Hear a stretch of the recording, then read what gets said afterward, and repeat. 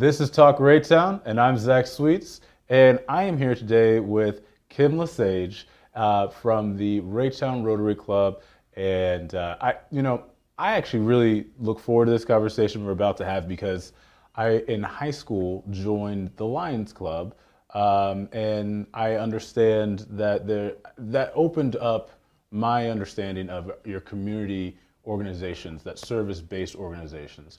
And somebody, I remember whenever I joined the Lions Club, they said, well, why don't you join Rotary? And I said, I didn't know. So maybe today I can learn more about what the Rotary does locally and internationally. But before we get too far into part of the reason why we're here, I would love to learn more about you, Kim. Because my understanding is that you've been a member of the Rotary for 21 years, and during that time, you've served a few different roles. Most recently, you are the president for the second time of the Rotary here in Raytown, and you served in 2016 to 2017 as the district governor. Is that correct? Correct. Okay. What haven't you done with Rotary? Very little. I have never been treasurer, but I would not step up to that very quickly either. Okay, but fair enough. Sure. Community service, when I first joined, somebody was needing to step down from the community service position, and they asked if I would do it, and I said gladly. And from then on, it was just, yes, yep. I'll do it. Sure. But how can I help? Sure. Yep. Anything for the Sign me up. organization. Exactly. So what kind of brought you to be a member 21 years ago? I was asked to speak at the Raytown Rotary Club. At the time, I was with the city, with the EMS department, and I was promoting AEDs in our community, going to businesses and speaking about the benefit of AEDs. And so I spoke to the Raytown Rotary Club, and a couple weeks later, they asked me to join, and I gladly joined, thinking it would be great opportunities to network and get to know more people in the community. I had only been here a few years at that point. Okay. And from then on, it was just, I drank the Kool-Aid and I was all in. It's been a wonderful opportunity. I've met some of the best people, some long-term friends now, while doing good. It's great, those opportunities to build relationships through service. Yes. Right? It can be some grueling hot days that you're out doing some community service, or it might just be doing some work with folks inside. But nonetheless, the time spent shoulder to shoulder and being able to talk about that experience and just talk about life outside of the service that you're doing. Like you said, build some lifelong friendships. Absolutely. Cleaning up the Raytown roads. We adopt a road. Okay.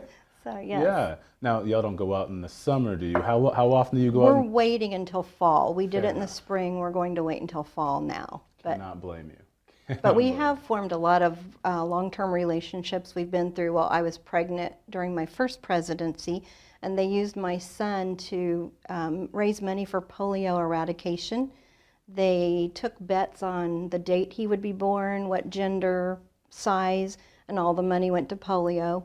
But we've also been through childbirths together. We've been through the members, the Raytown Rotary members. We've been through passing of spouses and different Rotarians. So it's a Rotary family. Yeah, I mean, and that's truly what it sounds like. I mean, you see folks, you have your monthly meetings? Weekly meetings. So you have your weekly meetings. So you just see everybody almost like family on a regular basis. What about service and Rotary keeps you engaged? I mean, like I said, second time around as president this past July 1st. So welcome back. Thank you. But yeah, what about service keeps you coming back? I enjoy giving to others, as well as I think the other Rotarians do just as well. That's why we're in it, as well as for the fellowship.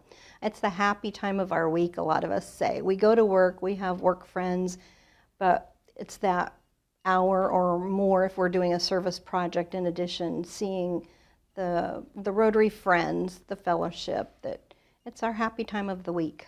Yeah, and I can imagine that there's a lot of, I won't say boring, but I'll say there's a lot of process you kind of have to go through, right, as an organization. Okay, hey, we have our meeting, we got our old business, new business, but at the end of it all, you do have that time together that has a positive impact on the community. Sure. During our weekly meetings, we have some very good programs. We primarily leave those times for the luncheon and a speaker, and we've had some great speakers. Is there any, and we'll get into kind of, like I said, what is the Rotary, but you mentioned a few times now that there's been speakers, presenters at the meetings. What kind of speakers really stick out in your mind throughout the years that you don't think you might not have had that exposure to the work that they're doing, if not for Rotary? Sure. We've had some long-term Kansas Cityans come and speak about their family, some who have deep-seated history in Kansas City. We've had Ralph Monaco come and talk a few times. We had Charlotte Belger here just a while back to speak about the Raytown Historical Society. We are familiar with Yes. Charlotte on the podcast. We have quite a few nonprofits come and speak. We have, once in a while, we'll have somebody come and speak on a Rotary topic or a trip they've gone on, such as we've had some Rotarians come and speak about polio eradication trips they've been on to other countries. Shoes for Orphan Souls, we collect shoes for orphans, and that's we're doing 25 years this year. It'll be our 25th year, and so sometimes we'll have a speaker come and talk on that. That's fantastic. I mean, and that's, that reminds, like, thinking about my time as a young person coming to Rotary in my hometown. They sponsored our ability to go to our sister city for the city for a cultural educational exchange, and so I'm always grateful for the community organizations and the work that you all do. So I'll speak for everybody when I say thank you and the Rotary for all the contributions to the community. Thank you. Yeah. We do have a sister club at the Raytown South High School, Interact Club, and they're a service organization. They're a little branch of the Raytown Rotary Club. We sponsor them. They do have to have a high school advisor, but then we also offer 2 scholarships a year to Raytown students to attend college. And then we also send 2 students to RILA. So you're speaking of the youth and the interaction with the Rotary Club. We send 2 students to the Rotary Youth Leadership Academy every summer.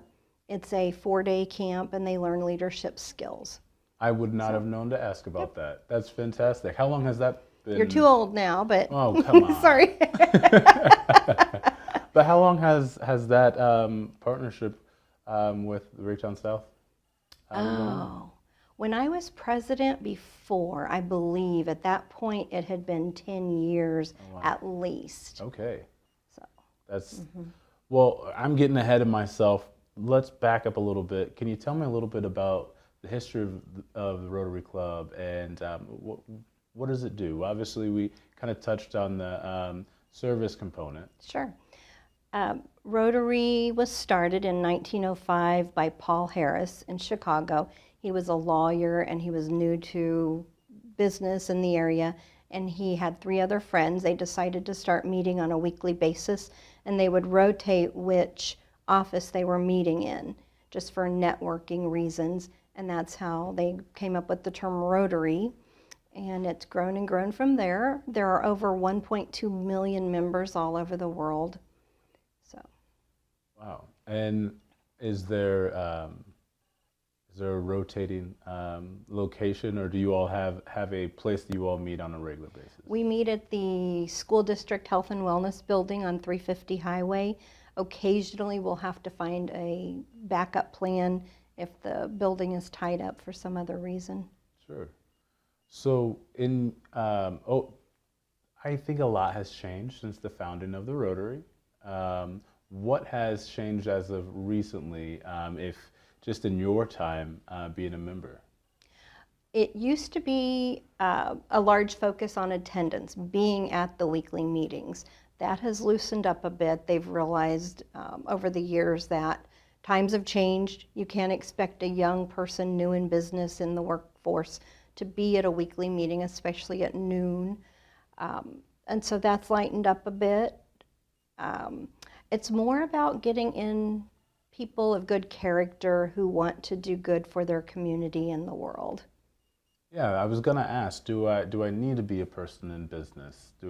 No, you don't. It used to be. That's another thing that's changed. They used to push for business owners or higher level management, but that's lightened up over the years too. So anyone wanting to do service and anyone of good character is able to join us. Yeah, so that I imagine kind of broadening the catchment, if you will, or just allow more folks to be engaged in their community. Yes. Probably was a net benefit to the organization. Absolutely, absolutely. So what with those changes, how have you seen the impact on Raytown with the local Rotary? And not necessarily just the changes, but in that time that you've been a part of the Rotary here in town, how have you seen the positive impacts and what you all have been able to do? Obviously, we're getting young folks engaged, and I have my application in, so we'll see if I get a scholarship. But obviously, supporting our young folks when they look to continue their education. But what else?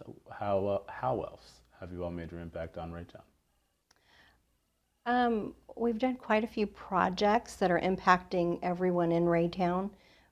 The oldest project that I can think of right now that has a physical presence is the Veterans Peace Plaza at Coleman Livingood Park.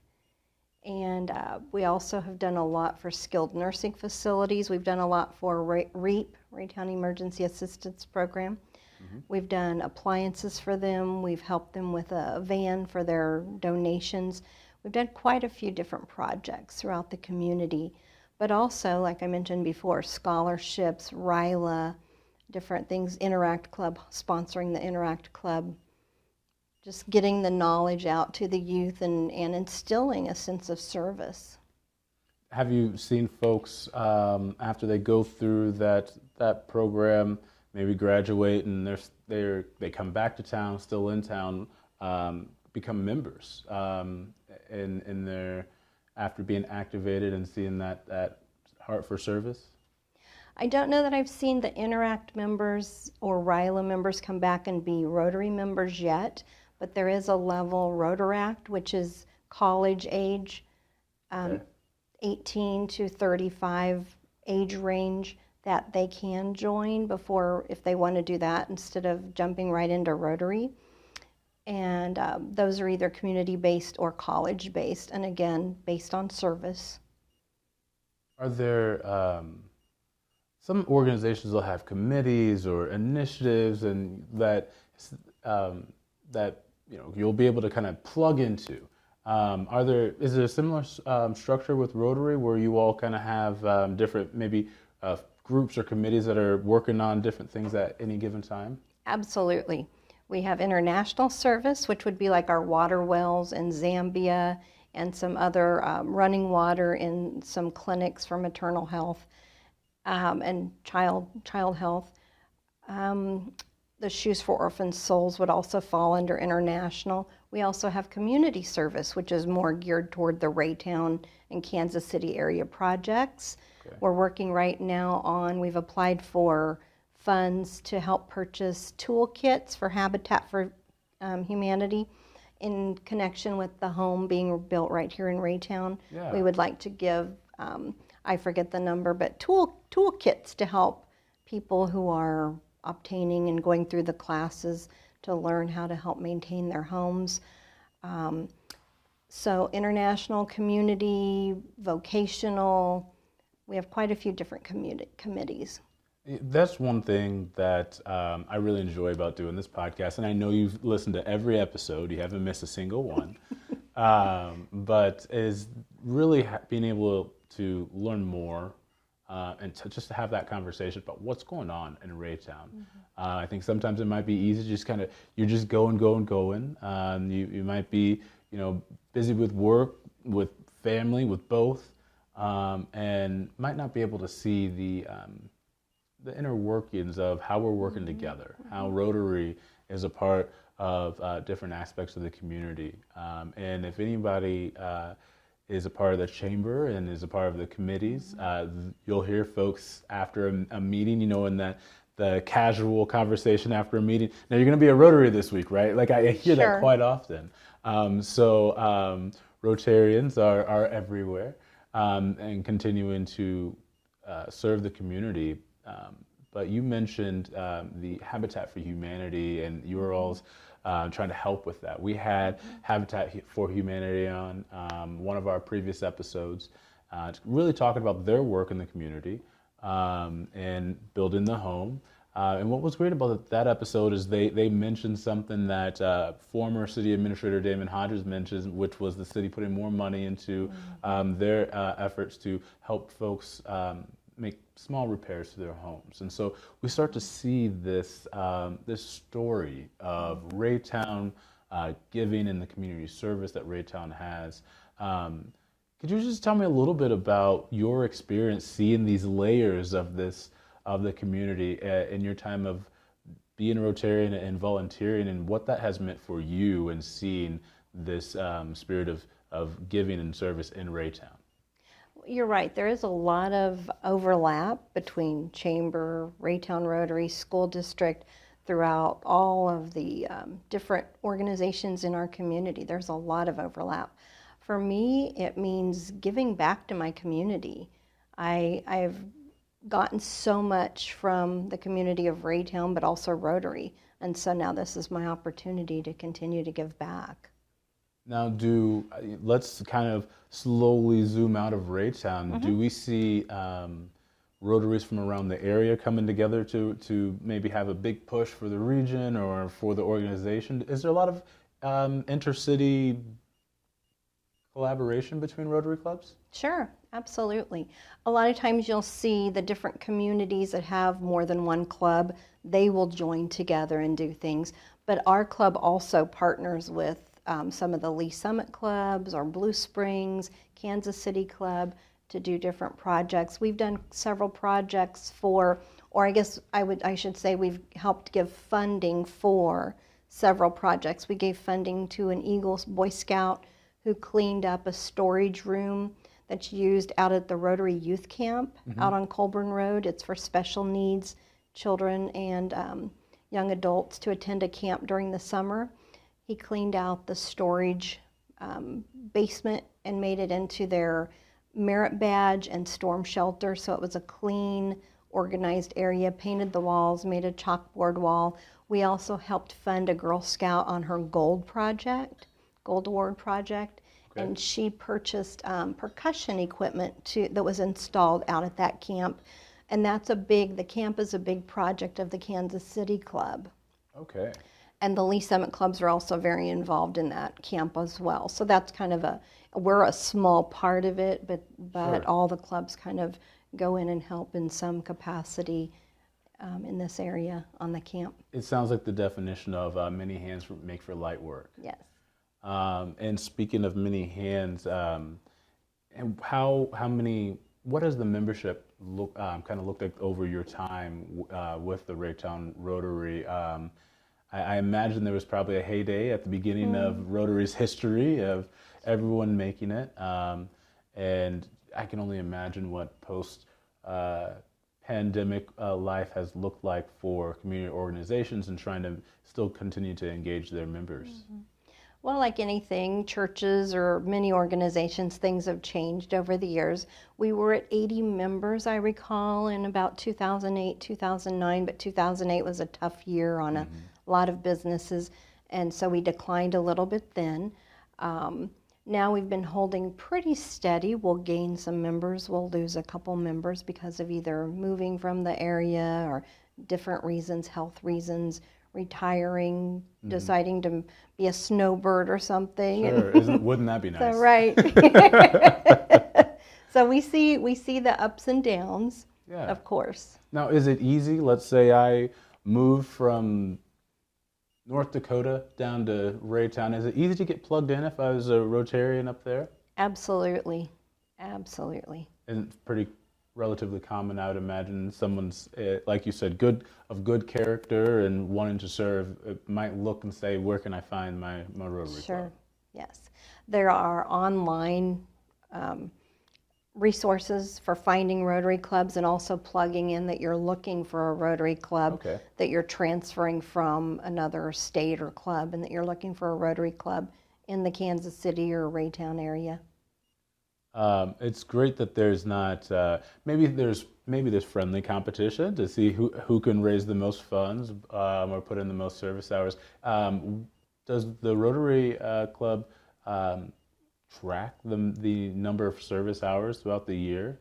We try to. Okay. It's a little hard, but we try to, because Rotary International has a mechanism set up where each club can achieve excellence award, and you choose 13 out of 26 set goals. You get to choose your own goals, and then you work to achieve those through the year, and you're recognized at a ceremony at the end of the year where all of the clubs in our district is the northern third of Missouri. Okay. And it's about 54 clubs right now. So at the end, they have a big district conference, and the clubs are recognized that achieve that. And there are goals in there such as service projects, the number of people participating in service projects. They vary. Okay. And during your time as the district governor, were you able to encourage this district to come out and really do their best? We did. We had a $1 million dinner, and the benefits went to the Rotary Foundation, which is an organization. It's kind of another branch of Rotary International.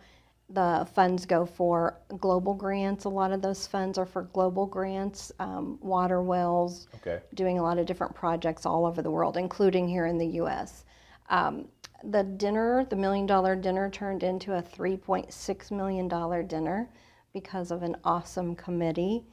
Wow. And you so guys were overachievers that year. We try to be. We try to be. And 3 years later, half of those funds came back to our district to use for different district grant projects. So the toolkits for Habitat for Humanity, the appliances for REAP, the van for REAP, the playground equipment for Carnegie Park, the raised flower beds at Bickford House. So different projects like that. Again, this is why I love doing this podcast. You could probably go through Raytown, you probably go to the park and never stop to look at if there's a plaque there or anything, and not think twice about, oh yeah, there's a playground equipment over there, there's raised garden beds, that's nice, but not until you stop. You have some of these conversations, or you're engaged, that you learn just how these things came to be. Was the $1 million dinner your idea, or No. we can't No, give you that I'll one? be honest, no. But what was it during your time as district governor that you kind of took away from seeing, if not that dinner that far exceeded its goal, but just the time working with this district that the Raytown Rotary is a part of, and what everyone was able to do? Well, I want to pedal back to your comment about all the projects around. Sure. I sat down before today and tried to make a list of everything we've done that was in my recent memory, and it was enormous, and I'm sure I didn't even touch on a fraction of it. But now for your question, as district governor, I was able to travel to all the clubs in our district and meet people and see the projects they were doing and the pride they take in their communities. There was a small rural community out in northeastern Missouri, and they had raised the funds and put up a very nice flagpole in their downtown with a beautiful flag. And they were so proud of that. And it's just all those little projects like that and the effort put into that just touch at your heart. Absolutely. And that's going to be a flagpole that's probably going to be there for decades as a part of the city.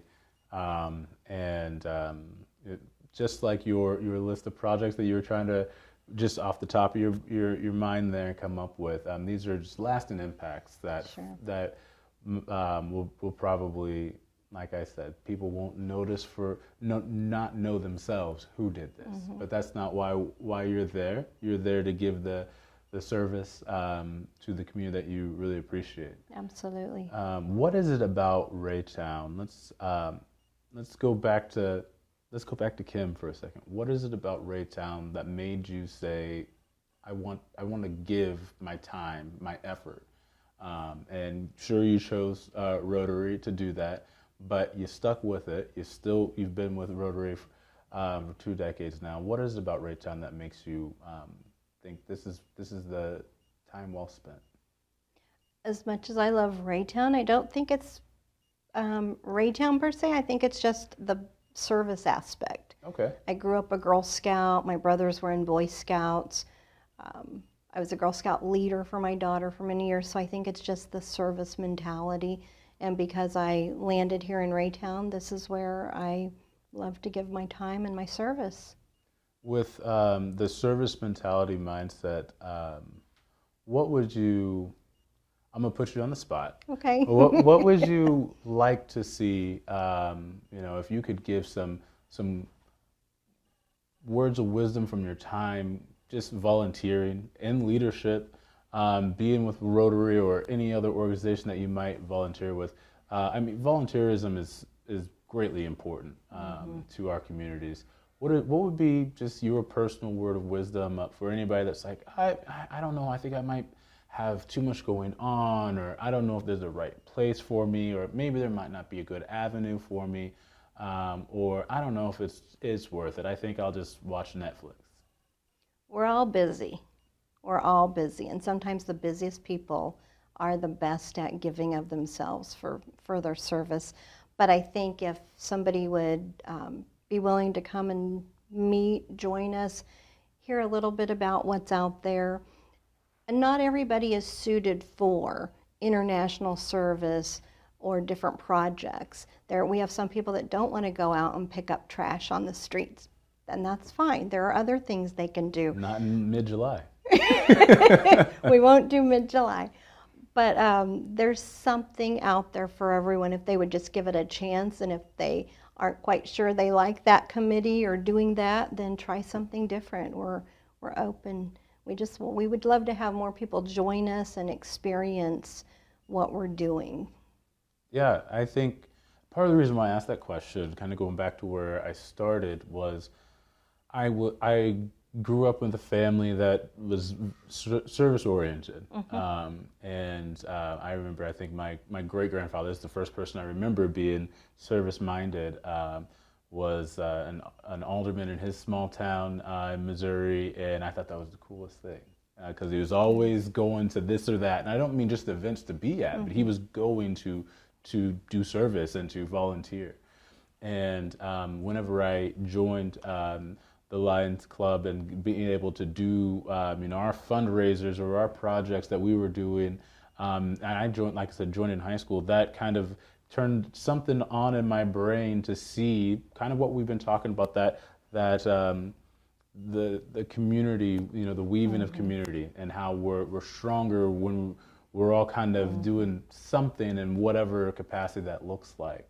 And I think that's what's really great about the Rotary Club. Not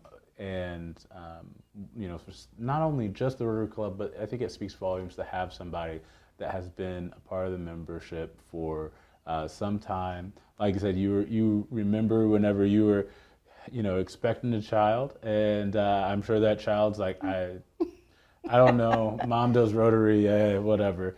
Or maybe you were able to pull them in. It sounds like you have a tradition of service within your family as well.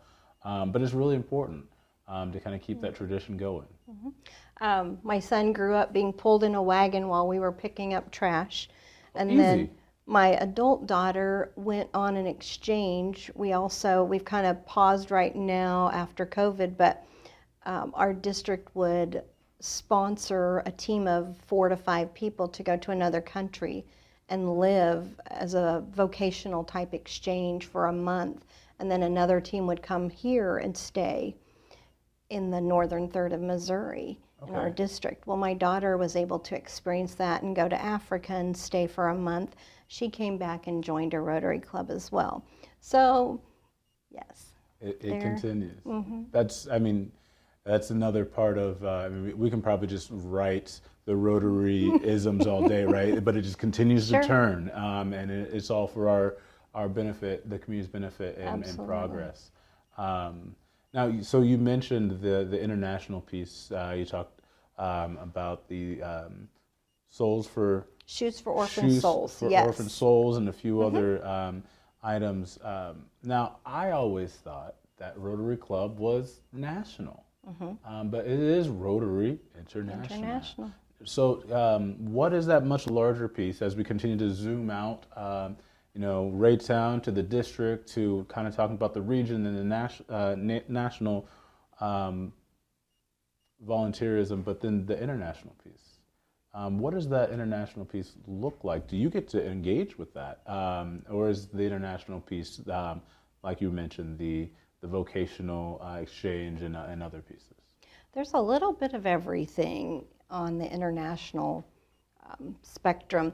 We do have conventions once a year, and they're held all over. There was one just held in Calgary. Next year it's in Taiwan, I believe. Okay, you're going. I don't know yet on that one. I don't know yet. Those are a little bit more challenging to take the time to fly, but they do have amazing attendance at those. They're taken very seriously, especially by some of your Asian countries and European countries when they're in that area. Attending a convention is an amazing thing. We were having them about every third year in the United States, and just the whole seeing people there from other countries and they're wearing their traditional attire.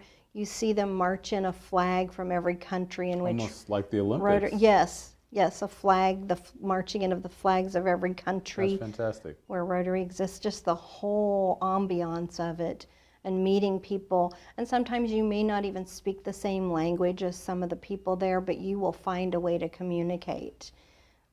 Have you, I assume that you've attended, as you just kind of described, is with the atmosphere and the idea of a convention is to not just only to bring folks together, but to share ideas. What have you had anything that throughout your time attending some of the international conferences kind of taken away from your one-on-one or just talking with other members from clubs? What have you kind of taken away other than, and not other than, but in addition to that the sharing of a mission and feeling that pride from the individuals, but about the actual work of and what maybe service looks like in other countries? It is very interesting to see the difference of Rotary in other countries versus the United States. It's such a prestige to be in Rotary in another country. It can be here in the United States too, but you pick up that even more so in other countries, and you'll see Rotary plaques and emblems all over. So many things in the communities where Rotary has come in and helped with schools or providing a half day of school for students where they don't have the capacity for all-day school. To see how the pride that the Rotarians in other countries have for being a Rotarian. It's a little bit of a difference there, but it's neat to see. So if you get a chance to travel internationally, are you looking do you kind of already know where to look to find the Rotary logo, or? It's pretty easy. You can see them. They're pretty prominent all over different communities. It creates, I'd imagine, just the international community and a sense of that interconnectedness from this district, this Rotary, to being, as you mentioned, Taiwan, or anywhere else that might have, the membership. Absolutely. So I'm just thinking now, as we've kind of, I probably did that backwards, probably should have zoomed, in instead of back out. But as we come back to Raytown, I'm just thinking about this conversation. And if I'm listening to, and I know everyone is, if I'm listening to this podcast, every time we release an episode, as I mentioned, you get a feel for the community and how there are individuals who are just giving to Raytown, and we're helping and pushing here and building there collectively. If I have not yet decided where I wanted to get involved, and after all of our episodes of Talk Raytown, because again, I know everyone's listening. We're going to be #1 soon on all the podcast boards. And I hear this episode, and I think, you know what, maybe being a Rotarian, that's what I want to try to be, and maybe that's where I want to spend my time. Where do I begin? Well, you can come visit our weekly meetings at the Health and Wellness Center at noon on Tuesdays. You can contact me or any other Rotarian and let us know that you would love to just come and visit and see what it's like and see if you think it would be for you. Low pressure? Yes. We're not into high pressure, arm twisting sales. And if I might ask a question, so if I am in my late 20s, which I am no longer, but if I'm in my late 20s and I still want to give some of my time, I don't know. Rotary might seem like something that is not for someone my age. How do you think about that perception? Well, we do have Rotaract clubs. There aren't near as many Rotaract clubs as Rotary clubs or Interact clubs because it is the college age level, but they don't have to be college based. They can be community based. But you could also come and volunteer if you just wanted some volunteer experience and to see what it was about.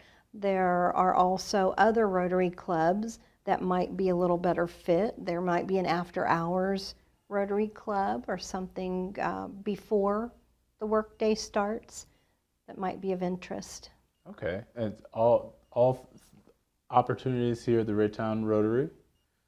Yes. Okay, that's great. So that's, I was really just trying to make sure no one had an excuse not to come and check out Rotary. We will find a way to get somebody to find the right fit for the person if they are interested in service and being a part of Rotary. We'll find a way. That's great. And speaking of finding a way for engagement, I understand there is a newer idea, or I should say a newer spin on an old idea that Rotary is partnering with the Raytown Chamber on. Absolutely. We are doing the Raytown Chamber, Raytown Rotary annual golf tournament. It is August 15th. This year there's been a little bit of a twist on it, which we love the new idea.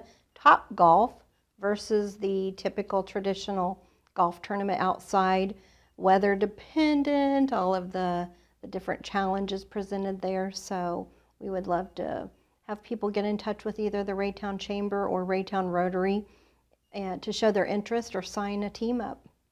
And the great thing about it being in this time of year and at Topgolf is it's covered, so you get a little bit of shade, so everybody can enjoy. I call, and I haven't gone to Topgolf all that much, but it's almost like bowling for golf, right? So you don't have to play a full round or anything, but you can get some refreshments, get some food, and see if you can't compete with your little group. Absolutely, and the funds that the Raytown Club brings in from that event go towards scholarships for local high school students.